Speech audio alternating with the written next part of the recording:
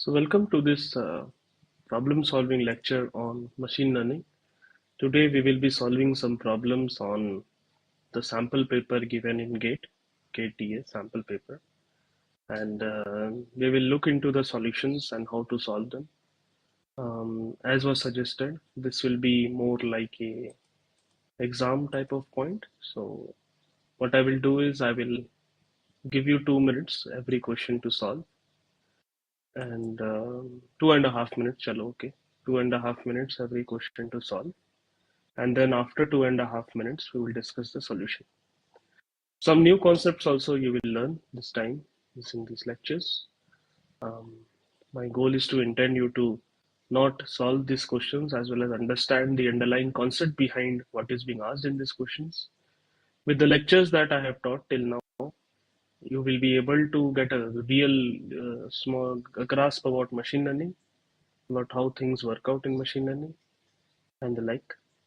So what I will do is I will start, and with the first question.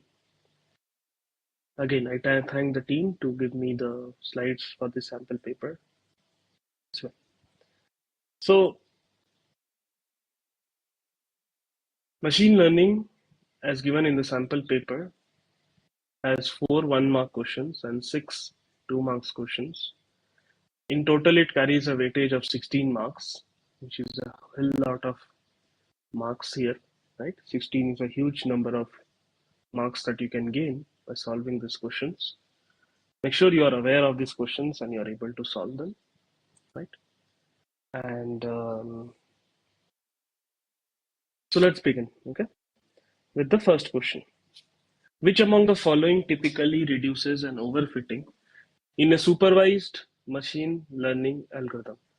Is it increasing the model complexity? Is it reducing the model complexity? Is it increasing the number of training points? Or is it reducing the number of training points? What will you do to reduce your overfitting in a machine learning model? Think things for some time. Take some time. I'll give you 2 minutes and then answer.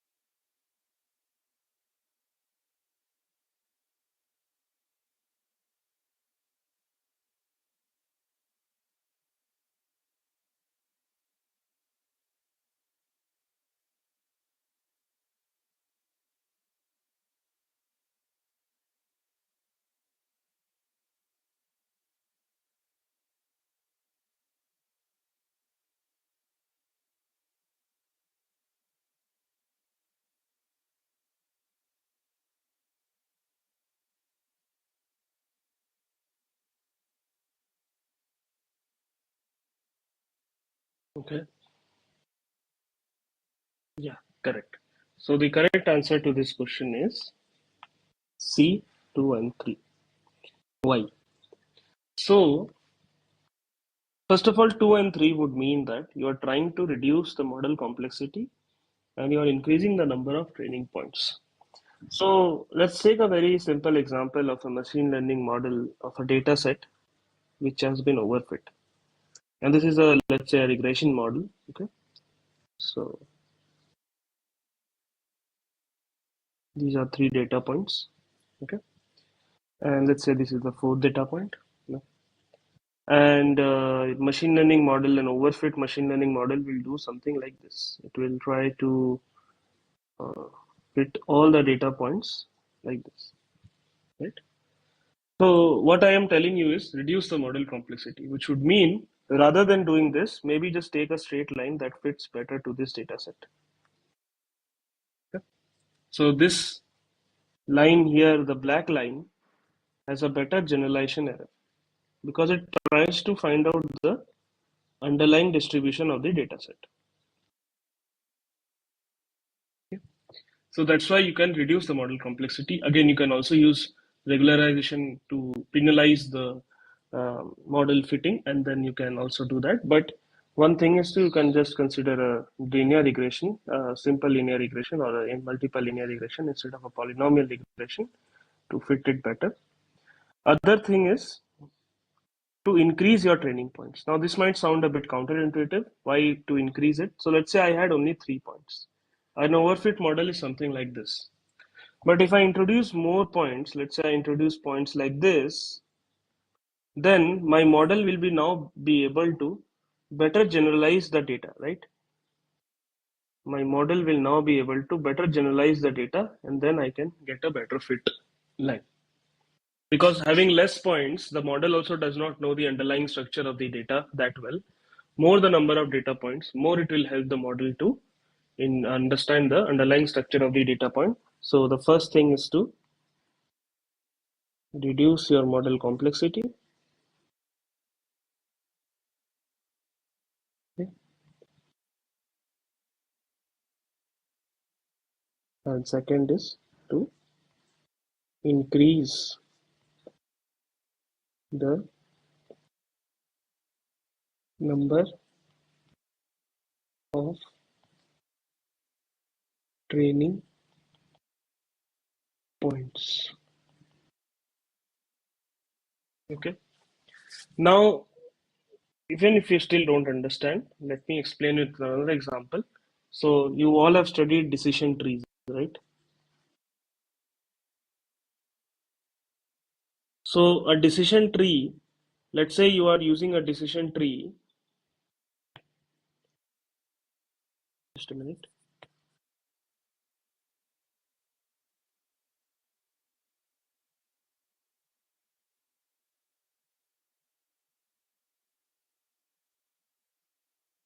All of you are using decision trees.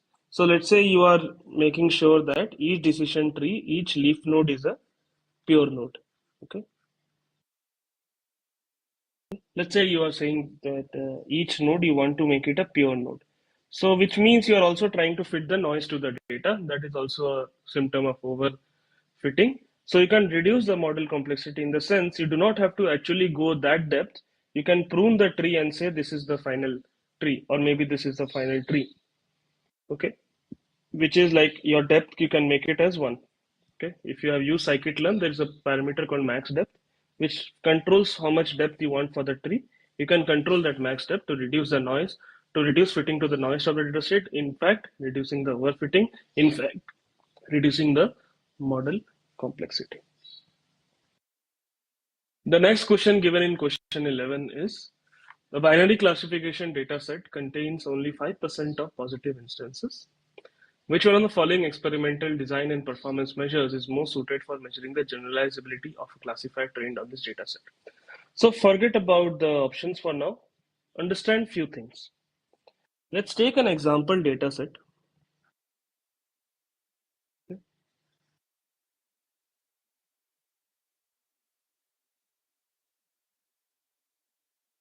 It consists of 2 parts. One is the class 1, one is the class 2. So this is your class 1. This is your class 2. And let's say this is your training set,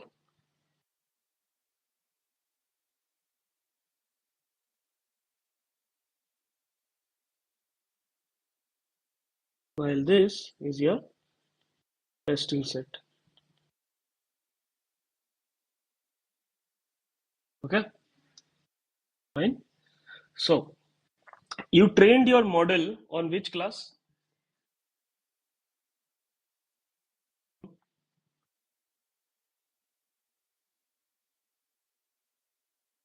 You trained your model on which class? You trained your model on the training set, which consists of only instances of class 1. What will your model learn? Your model has not seen a single instance of a data of class 2, correct? Single instance of data of class 2. So that is why having a fixed training set and testing set is a disaster in this scenario.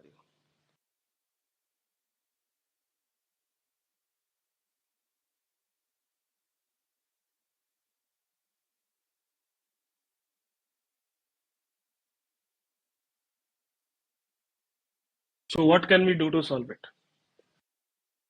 To solve this question, what we can do is I'll give you another method to actually sample the data sets. What I will do is, um, so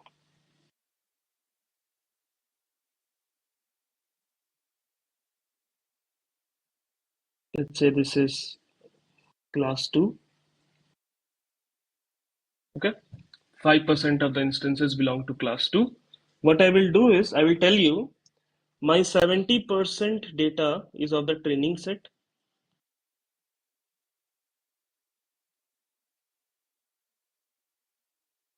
and my 30% data belong to the test set. So when I form my training set, I will use 95% of the data from class 1 and 5% of the data from class 2. Okay? In the sense, I am not taking 70% only from class 1. From class 1, I will take 95%. From class 2, I will take 5%. In that way, I am maintaining the relative proportions. And when it comes to 30%, then 95% I will take from class 1 and remaining go to class 2. So in this scenario, my training set contains instances from both class 1 and class 2, and also the relative proportions from class 1 and class 2 are the same. The original data set had 5% instances. Here also I have 5% instances from the data set. So this technique is called stratified sampling.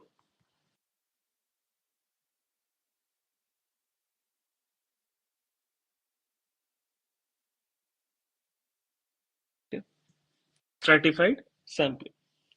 So if you have a class imbalance data set, which means you have more data points of a particular class than the other, you can use something called a stratified sampling. Okay. Now that is first concept, which makes A and B rule out the picture. The second thing is to use something called the accuracy or the AUC curve. Sure. So it says that my dataset contains only 5% of the positive instances. Let's make a model, okay, function of x, which returns negative. Simplest model ever. Whatever you put x in, you will get the output as negative. What will be the accuracy of this model? Think. Think and answer. What will be the accuracy of this model? Take some time, take 2 minutes, and let me know what is the accuracy of this model.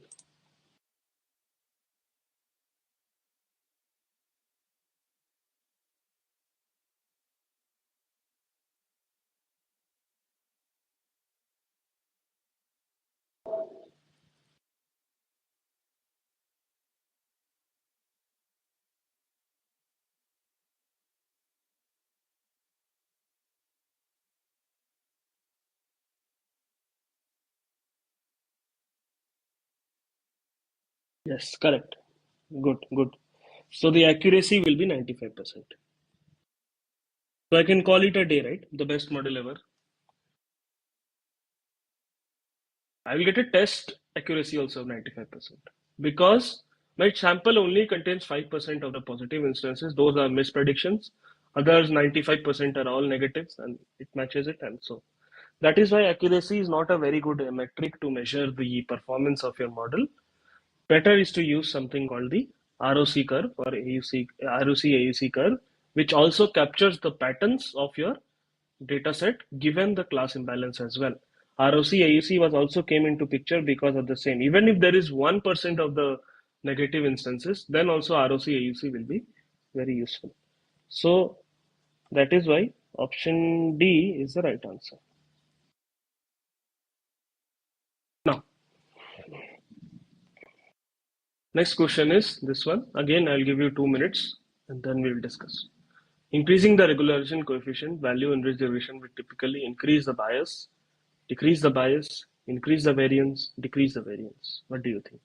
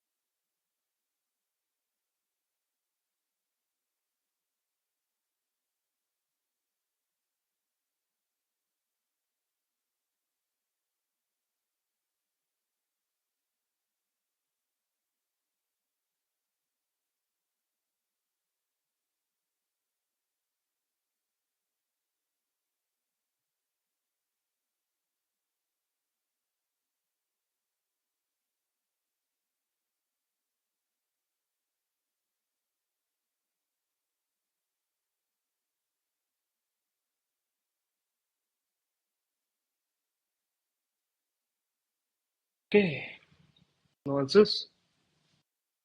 No problem. Answer is B. And why?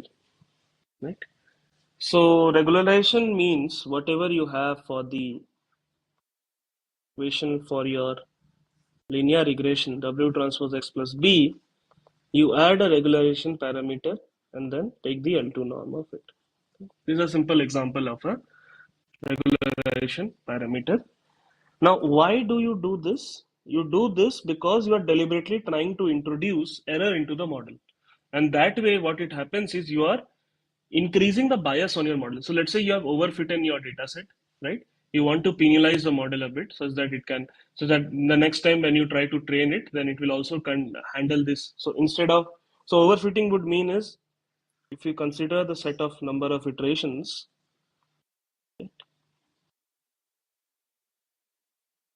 Then your training error starts from the top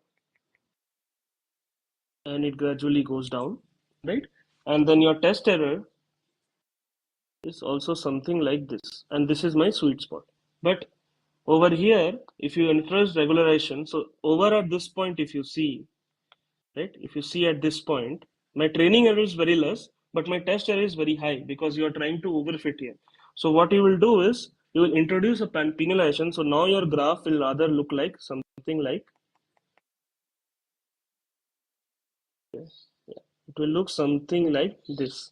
So see, this gap has been closed a bit, right? Because your training error is not falling down at a rapid pace, it's rather falling down at a smaller pace. So this is why you want to use regularization, and by introducing regularization, you are increasing the bias on your model.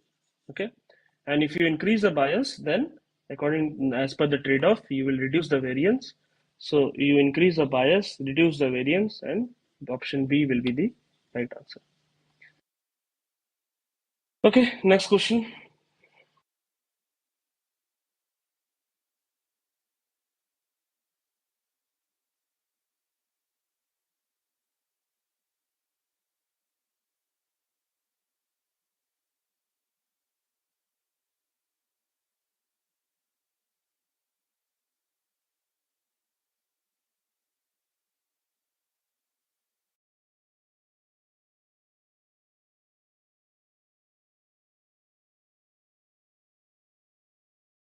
You are currently the only person in this conference.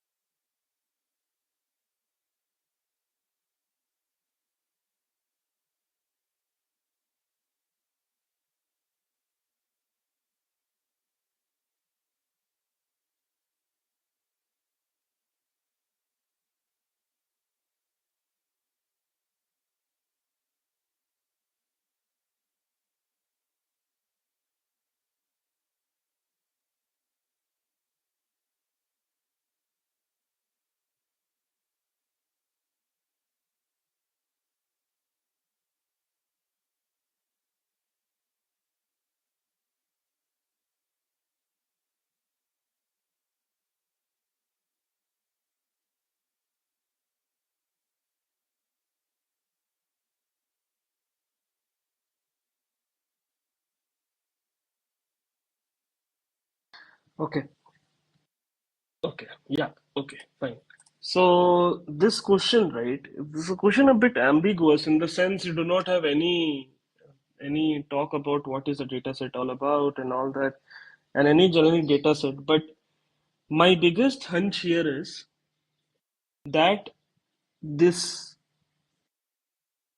um, this the option three, right, that KNN will also give you 100% accuracy because decision trees are kind of motivated from KNN only. So let's say if I take a simple data set consisting of some features, let's say these are the features, right? These are the features, okay? And Okay, so let me write this properly.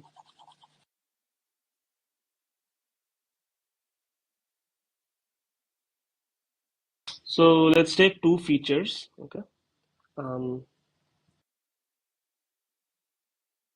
x1 and x2. So this is my x1, this is my x2, and let's take some data points. Process. Okay, and there's some data points here as well. And let's take some circles.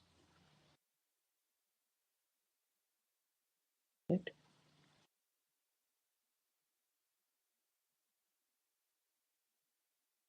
So logistic regression, again, maybe you can fit it somehow. Okay, but what my point is, KNN, what I will do is rather than just doing KNN as it is, I will divide this into separate regions, four regions.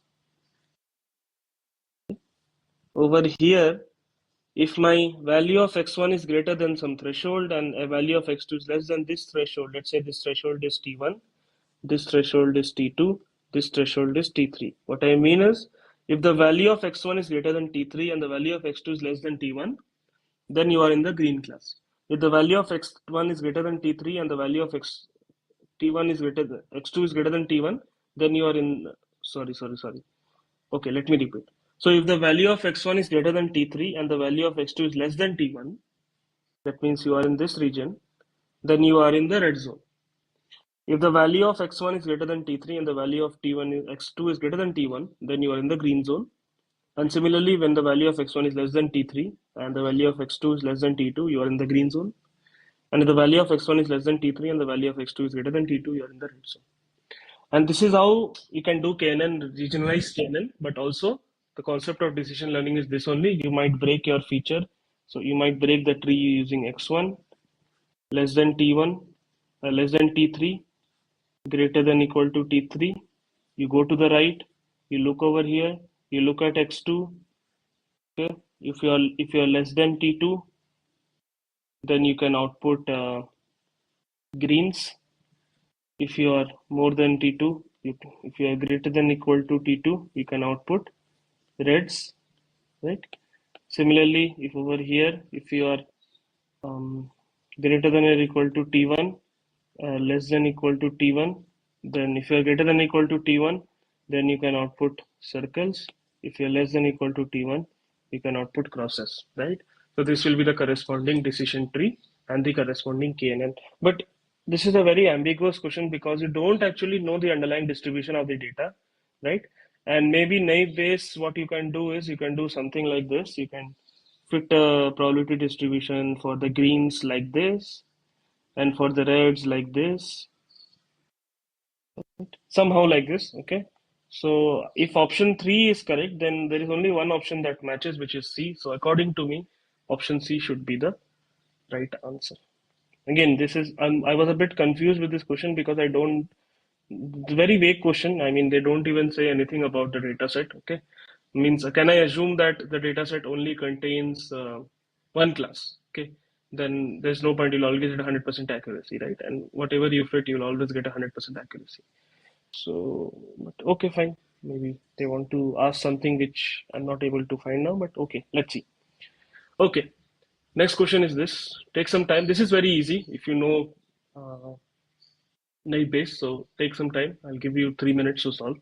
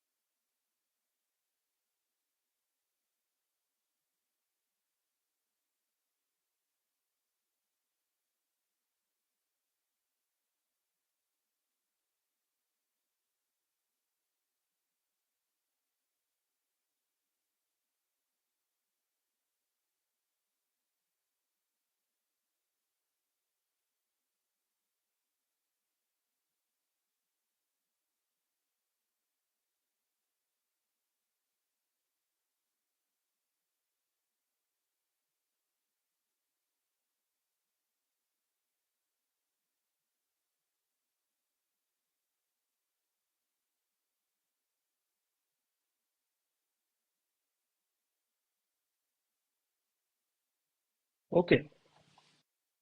Okay. Only one person. Fine. Answer is C. Good. Very good. So what is asked here? See, it's a K class data set, right? And recall the naive Bayes equation, which is the probability of y given x is nothing but probability of x given y into probability of y. Correct? And is directly proportional. Okay, it's not equal because if it's equal, you have to divide by the probability of x. And mo- and the naive Bayes assumption is that these features are conditionally independent. So this is nothing but you can write this as I equal to 1 to how much? So how many features I have? It has d discrete features, right? P of xi given y multiplied by P of y. Okay. Okay. And then there are k classes. So number of C is k.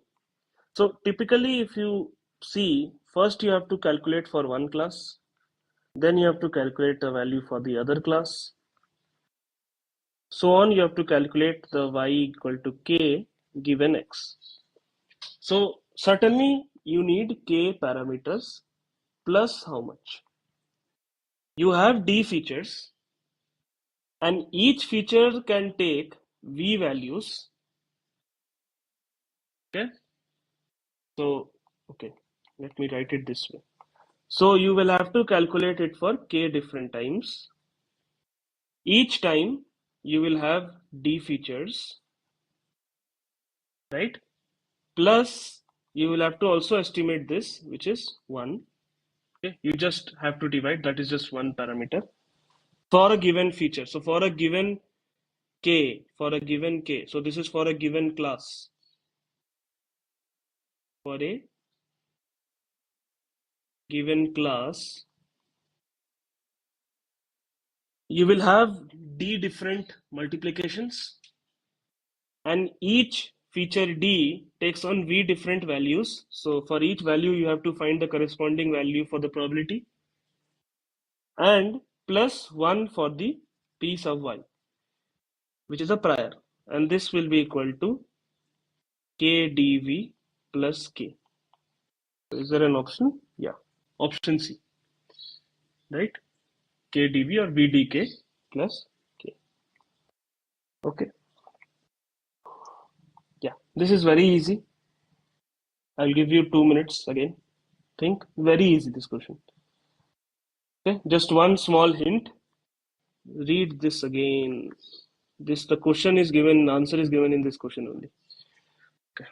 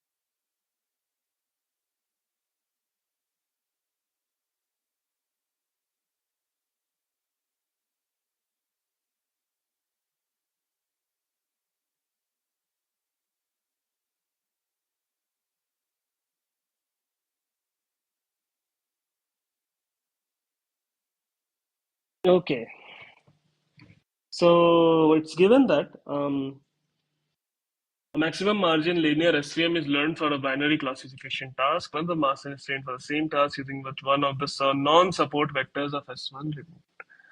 Which one of the following is true? So which means, so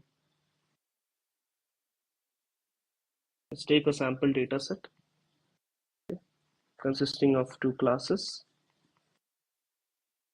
Okay, and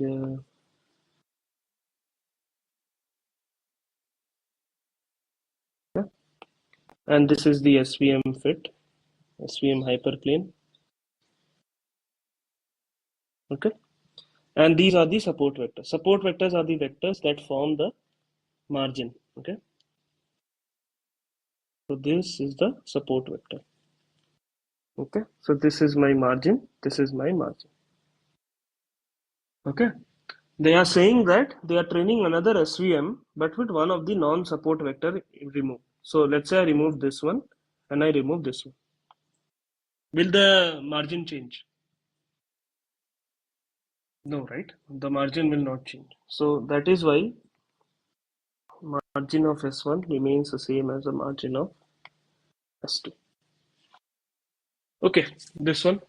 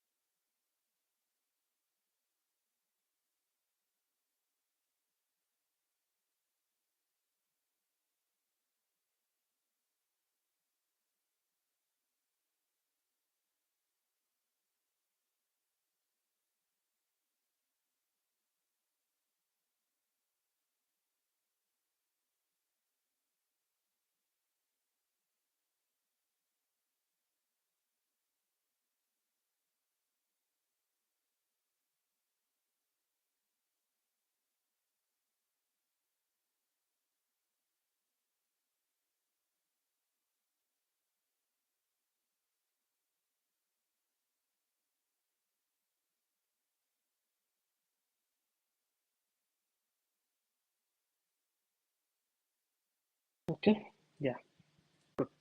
So the correct answer to this question is 1 and 2 only, D. So how to solve this, right? So PCA, okay, right? It gives a set of principal components, let's say P1, P2, so on till Pn. Here there are only two principal components, P1 and P2. And one of the primary criterias of this being principal components is they should be orthogonal to each other, which means if you take the dot product of P1 with P2 should be equal to 0.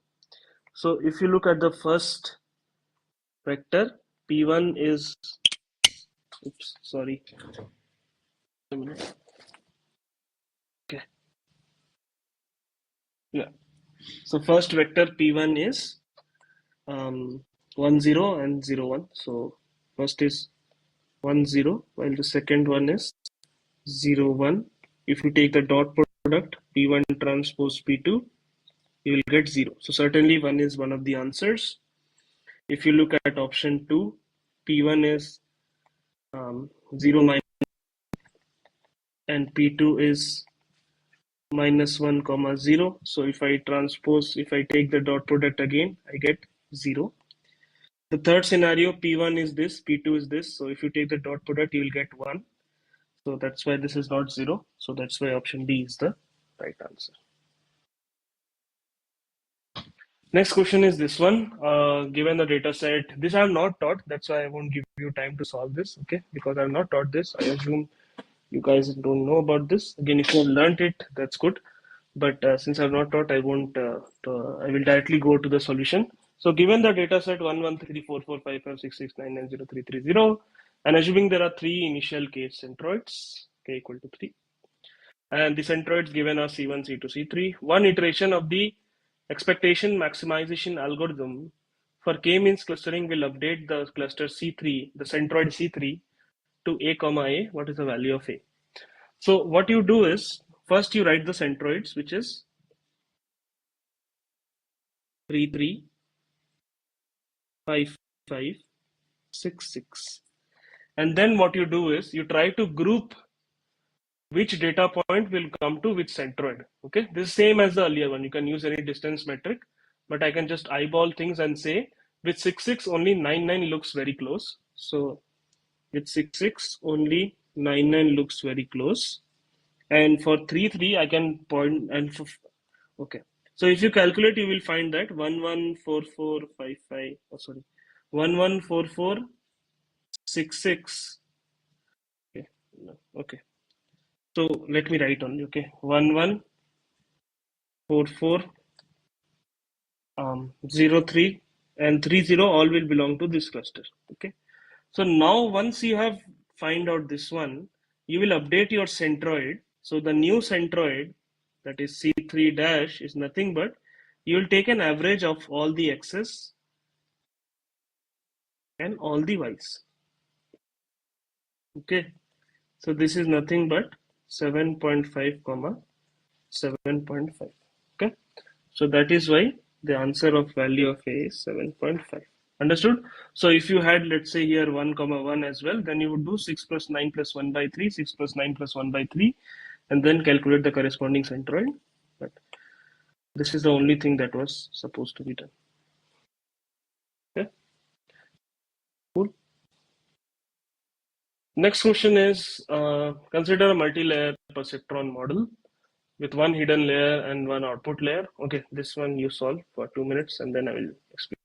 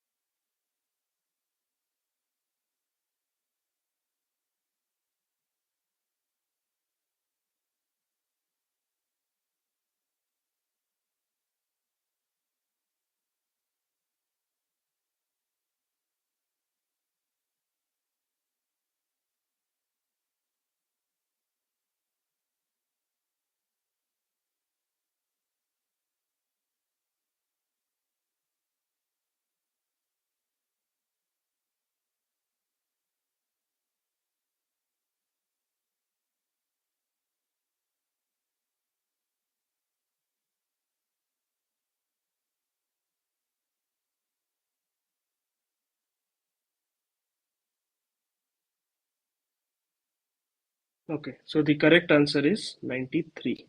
How? So the model is such that the input layer consists of five inputs, right? Five inputs are there. Yeah, five dimensional vector. There is a hidden layer containing 10 neurons. Okay, let me not write it this way for better aesthetics. Let me write it this way. So this is my five input neurons. Okay? And each of them also has a bias term. Similarly, there are 10 hidden layer neurons. 1, 2, 3, 4, 5, 6, 7, 8, 9, 10. Okay? 10 hidden layer neurons. And then there are 3 output layer neurons. 1, 2, 3. And each neuron is connected to every other neuron. So this is connected to this way.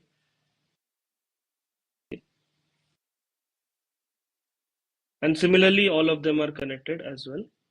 Okay, all other neurons. Okay,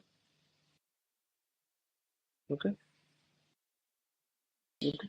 So all of them are connected as well. Again, let me not make it very clumsy. Let me focus on only one. Okay. So if you see at this point of time, right, this neuron here, you are doing W1x1 plus W2x2 dot dot dot till W5x5 plus the bias term B. So there are six parameters here. 6 will be here, 6 will be here, 6 will be here, 6 will be here, so on, 6 will be here. So over here you get 60 parameters. And let's focus on this one. So again, you will connect this one to this 3, right? This 3 you will connect. So, and then there will be a bias term as well, as always, right? There will be a bias term also here, as always. So, okay, sorry. I did some mistake. Sorry. So if you focus on this one only, right? This one neuron only, right? This is connected to 10 inputs. So 1, 2, 4, 5, 6, 7, 8, 9, and 10. And it also has its bias term, right? B dash. So this one has total 11 parameters. This will also have 11. This will also have 11. So this one has 33 parameters. So in total, I have 60 plus 33, 93 parameters in my neural network. Okay, fine. So this question is a bit tricky. It's not very easy. Okay, and it will take some time to understand the basics. What I want you to do is take some 2 minutes and think how will you solve this. Okay, let me know if you don't understand any of the term here. This question is a mixture of machine learning and statistics both. So I tried to club it into machine learning part, but I will also discuss the statistics part today. So first read the question and let me know if you have any questions, if I have any doubts.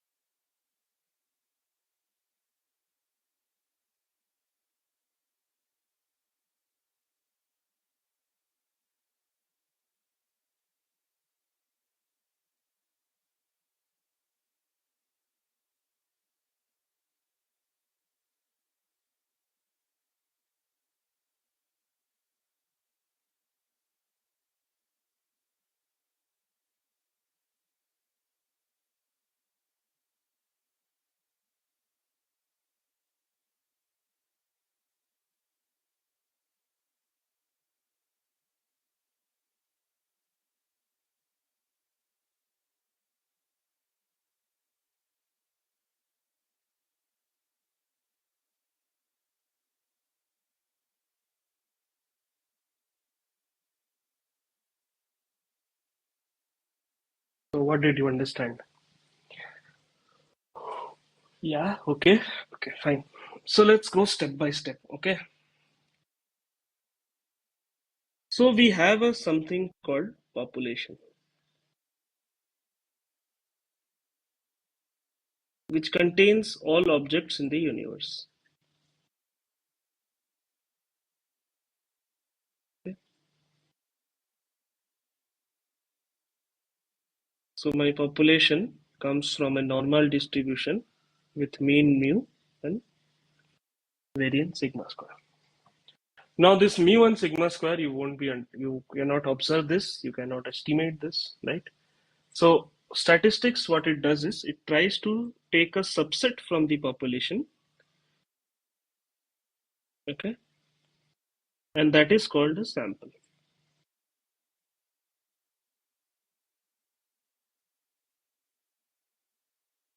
And the sample values present in the sample can be estimated. That is why it is called an estimator. So for example, if I tell you to find the sample mean x bar, it is nothing but 1 by little n summation I equal to 1 to little n xi. Correct? And this is called an estimator, which means using this value, you can tell the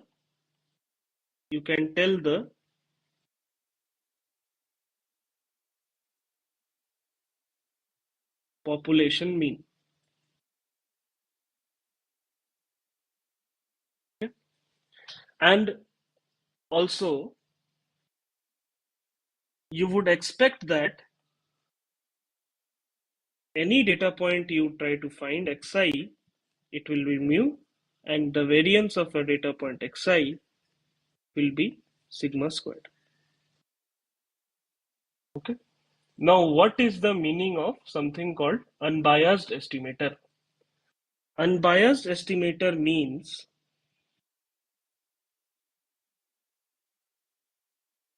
the expectation of a sampler estimator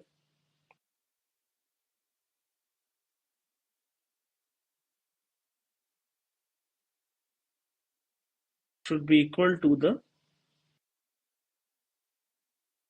population parameter. So what I mean is, so you draw this sample, let's call it S1, you find out a corresponding mean, you draw another sample S2, okay, you draw another sample S3, you draw another sample S4, and you draw, let's say, m number of samples. The expected value of the mean estimator across those samples will be nothing but the population parameter. Okay, so then it is called an unbiased estimator. So if I tell you that the expectation of x bar will be nothing but mu, okay, and given the formula of x bar, that is 1 by n I equal to 1 to n, if I can prove that the expectation of x bar is actually mu, then I can say that whatever I'm doing, that is finding the sample mean using this formula, is a good estimate of the population parameter mu. So how can I prove this? So to prove this expectation of x bar, I can write this as 1 by little n summation I xi. So I just substitute the value of x bar here, right? And then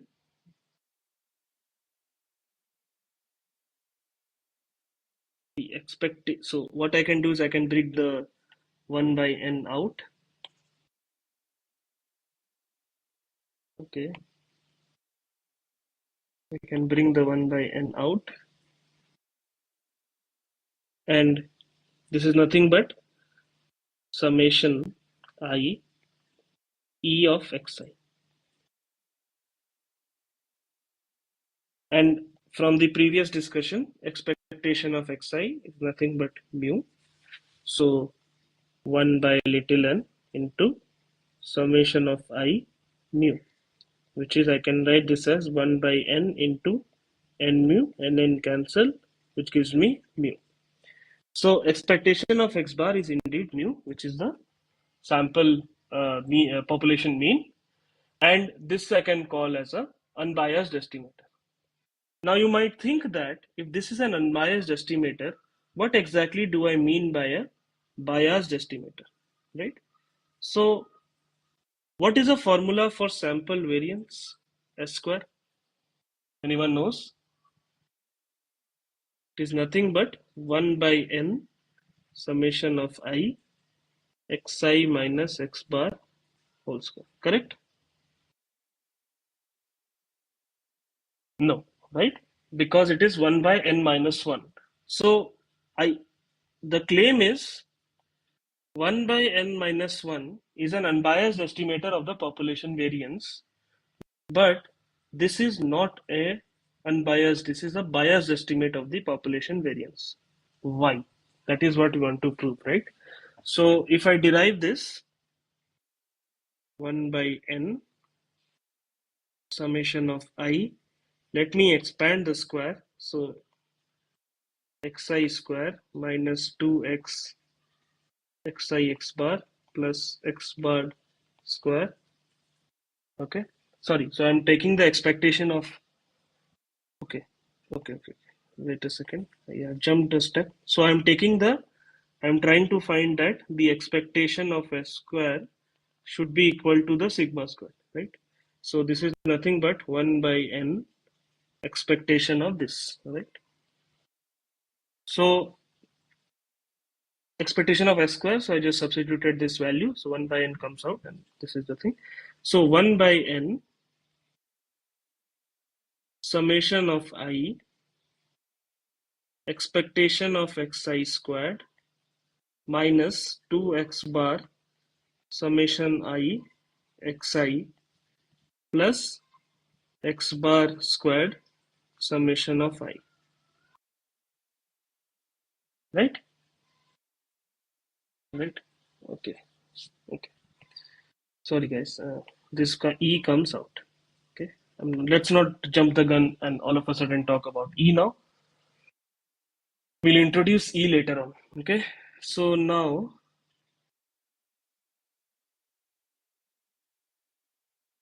yeah. So now 1 by n E bracket open I xi squared minus what I can do is I can do 2nx bar and I can divide this by n. So what I'm doing is I'm multiplying by n, dividing by n, and this is nothing but my x bar, right? So I can write this as x bar squared plus n x bar squared, right? Because summation of I from 1 to little n is n only, so n x bar squared. Understood, right? So I multiplied n, divide by n. 1 by n summation of I xi is nothing but the x bar. So x bar multiplied by x bar is x bar squared. So now this becomes 1 by n E of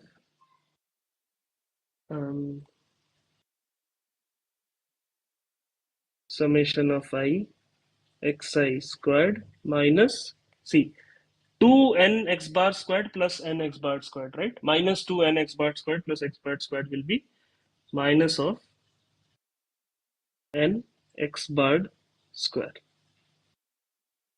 right? And now I can move the expectation inside. 1 by n bracket open summation of I expectation of xi squared minus n expectation of x bar squared, right? Okay. Now we need to find out the value of expectation of xi squared and expectation of x bar squared. How do I find that? So I know that the variance of xi is nothing but the expectation of xi squared minus the expectation of xi whole squared. and variance of xi is sigma squared. Expectation of xi squared remains as it is, minus expectation of xi is mu, so mu squared. So expectation of xi squared is nothing but sigma squared plus mu squared.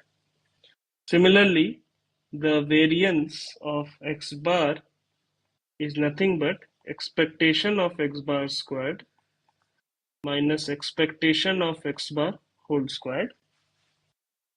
Variance of x bar is known as sigma square by n. This is elementary statistics. I'm not going into this. Okay. Okay. If you want me to prove it, I can do that. Just let me know in the chat. But it's very easy. Okay. Equal to expectation of x bar squared minus expectation of x bar whole square. Okay. And my expectation of x bar will be also mu, right? From what I calculated earlier on. So this is nothing but, okay, this is nothing but I can write this as mu squared. So my expectation of x bar squared is nothing but sigma square by n plus mu squared. Now I can substitute these two values in this equation on the left and write it as 1 by n summation of I. Xi squared is sigma squared plus mu squared minus n into sigma squared by n plus mu squared.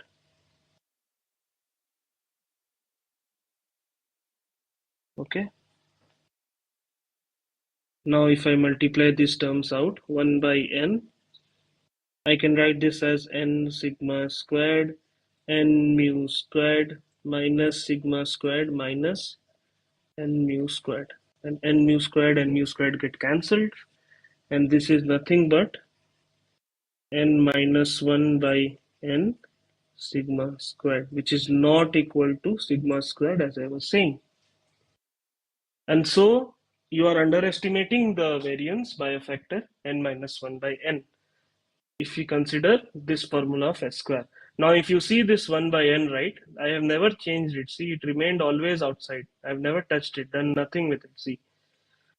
So if it would have been 1 by n minus 1, this would have remained as 1 by n minus 1, and then it would have cancelled and given you sigma squared.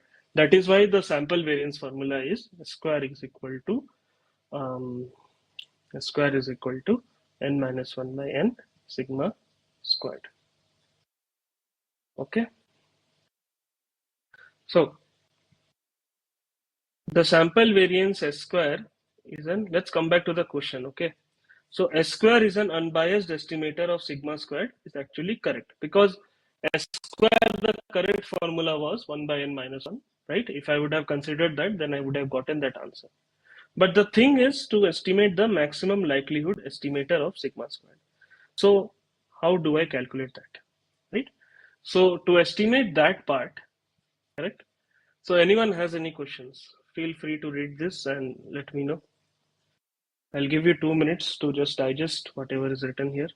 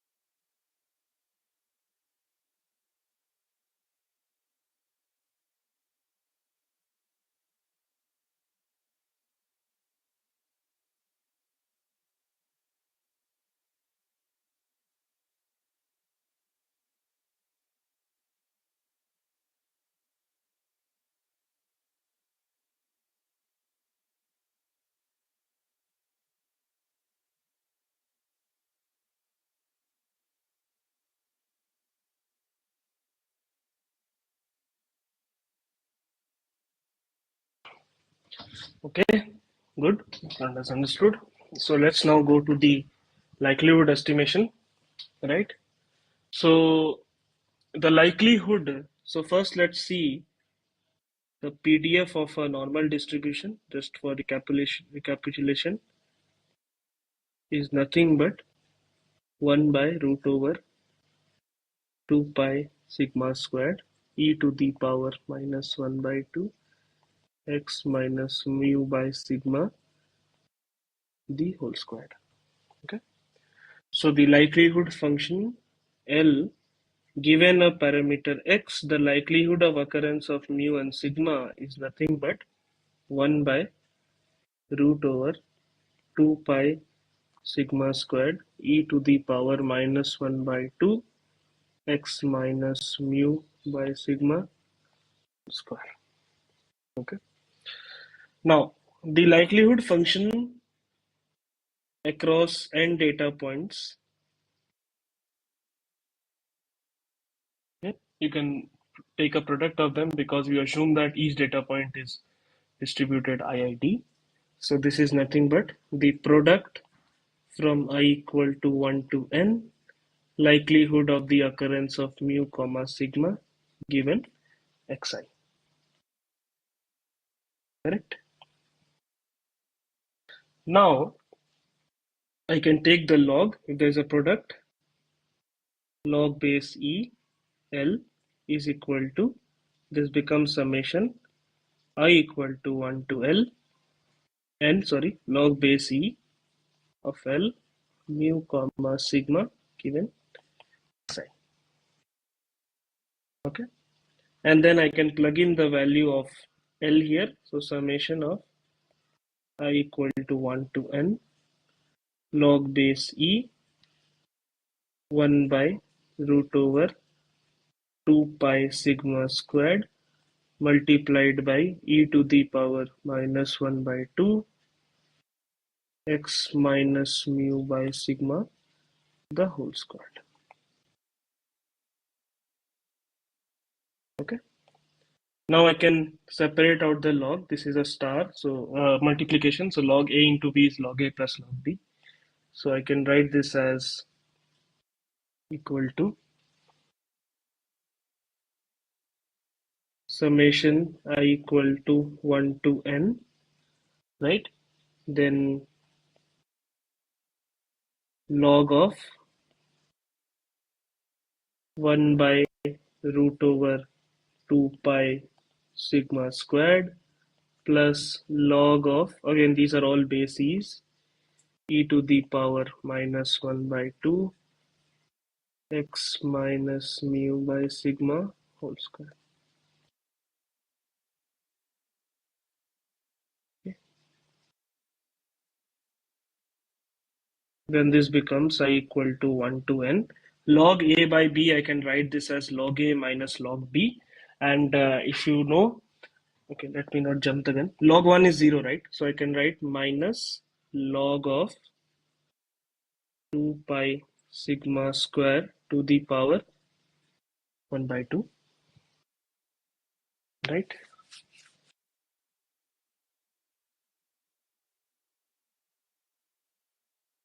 Right. Okay, this is minus 1 by 2, sorry. And log x to the power a, you can bring it down and write this as, sorry, so 1 by 2. Fine. Okay. Or let me write it this way. So I can write this as log of 2 pi sigma square to the power minus 1 by 2. And I can bring the minus here. So this is minus 1 by 2 log 2 pi sigma square minus 1 by 2 x minus mu by sigma whole square. Why this is come? Because log base e to the power x is x itself, right? So now I can break this further, the first term, right? What I can write this as minus 1 by 2 log 2 pi, right? Minus 2 sigma, sorry, See, I'm writing this as minus 1 by 2 log of sigma squared. So I can bring the 2 down and this cancels out. So this becomes minus log of pi. So this becomes plus log of pi, right? 1 second. I think I'm doing some mistake here. Okay, sorry. So this is plus actually, right? And then, no. Hey, let me not jump the gun. I think I'm doing a mistake if I jump the gun. So minus 1 by 2 and then minus 1 by 2 is common. Log 2 pi plus, okay, plus 2 log sigma minus 1 by 2 x minus mu by sigma whole squared, right?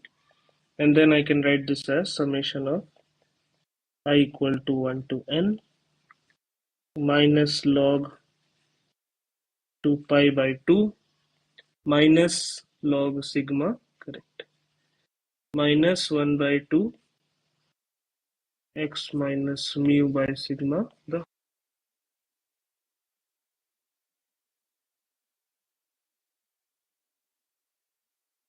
Just a minute, what happened? Oh my.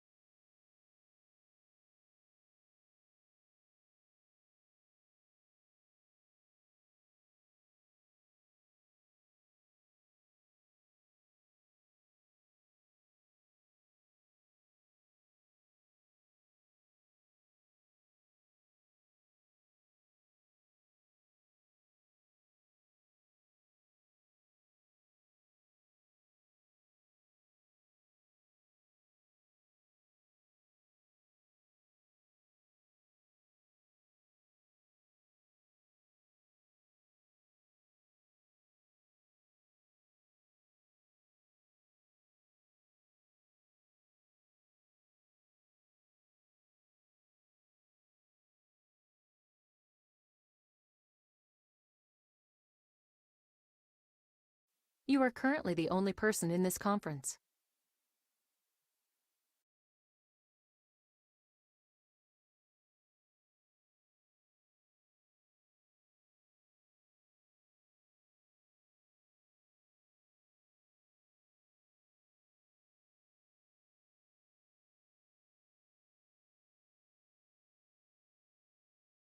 You are currently the only person in this conference.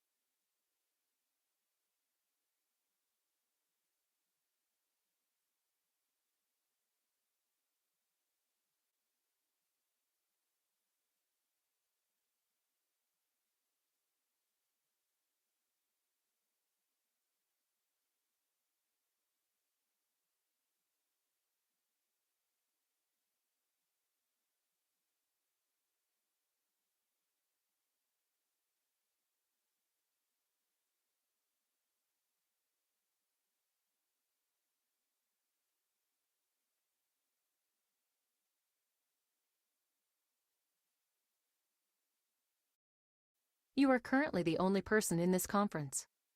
Okay, hope I'm audible. Not sure what happened. All of a sudden, my mic was stopped working and this got hanged. Okay, no problem. Back. So this is this. Okay, and then in the next step, what I do is, okay. So let me write this again here. So the log likelihood is nothing but summation I equal to 1 to n, right? Minus 1 by 2 log of 2 pi minus log of sigma minus 1 by 2 x minus mu by sigma whole squared. Right? Now what I will do is I will try to maximize this function with respect to finding the values of mu and sigma, and I will take the partial derivative, which means I will first divide it by mu, differentiate it by mu, and then equate it to 0 to find the maximum value for mu. And then I will try to differentiate with respect to sigma and try to calculate the maximum value of sigma. So first let's differentiate. Okay. Today is a bad day, I guess. Just a second. Okay. Just a minute, guys.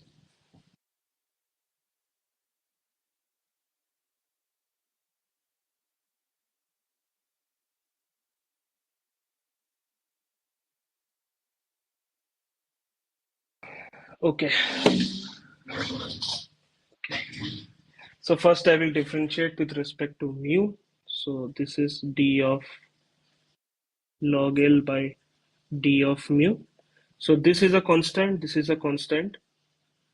So I equal to 1 to n. This is nothing but minus 1 by 2. You can apply the chain rule, x minus mu by sigma multiplied by minus 2. And I can equate it to 0. So this 2 and 2 cancel, minus minus become positive.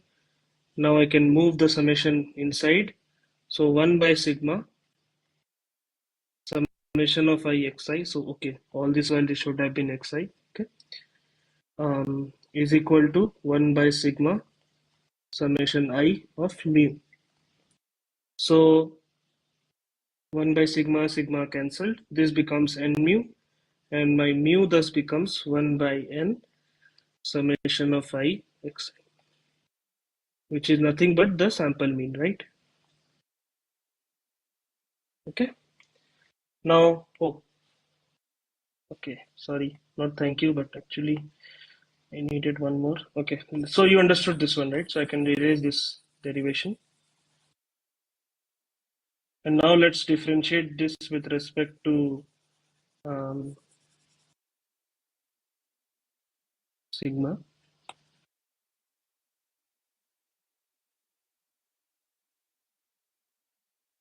So this is a constant again. So summation I, then this becomes minus 1 by sigma. And the differentiation of this will be, again, this is constant. So I can pull it out, minus 1 by 2 xi minus mu the whole square. This becomes minus 2 sigma to the power minus 3, right? So 2 cancel. I equate this to 0. I'd get summation of I minus 1 by sigma is equal to summation of I. Okay, 1 by sigma. Okay, I'm jumping some steps. Let me do it step by step.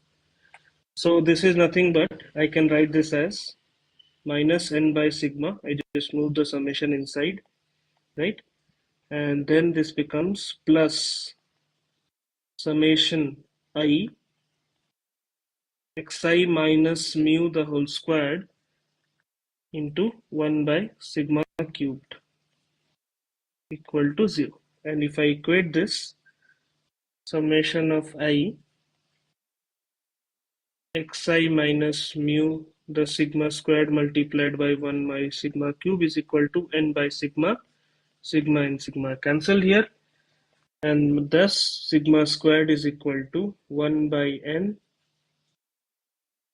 summation of I xi minus mu the sigma square. So the maximum likelihood estimator says that the population variance sigma square should be this, but as you know, this is not a biased estimate. This is a biased estimator for the population parameter. And if again I try to rearrange these terms, if I multiply this with n minus 1 into 1 by n into n minus 1 summation of I xi minus mu whole squared. So I can write this as n minus 1 by n. 1 by n minus 1 summation of I xi minus mu whole squared is nothing but the sample variance s square, which is option.